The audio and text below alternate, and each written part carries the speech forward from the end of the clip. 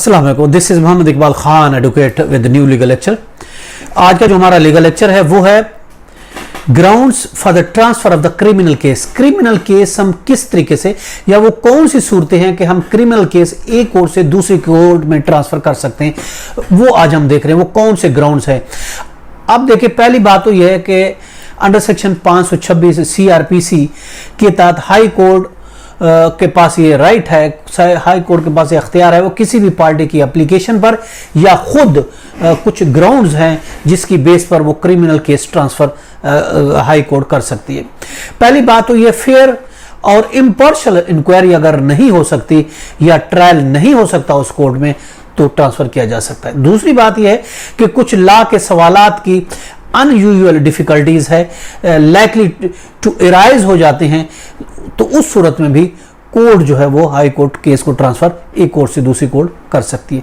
तीसरी जो वजह है, तीसरी जो ग्राउंड है वो है जहां इंसिडेंट हुआ है, जहां वक़ूआ पजीर हुआ है, वहां मुतमैन इंक्वायरी नहीं हो पाई, वो उस इंक्वायरी से मुतमैन नहीं हुए या फिर ट्रायल की ज़रूरत है कि ये सही तरीके से इंक्वायरी नहीं हो पाई।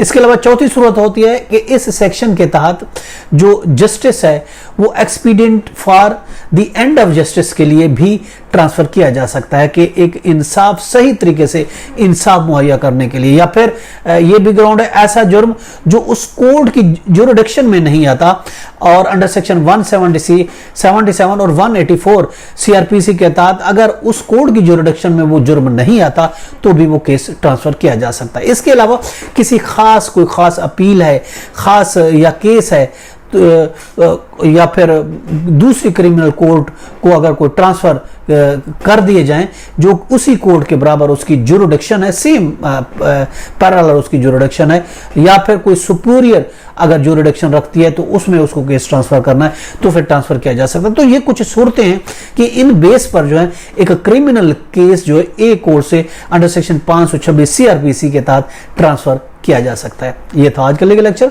इसके साथ इजाजत देकर फिर मिलेंगे। Have a nice day. Allah Hafiz.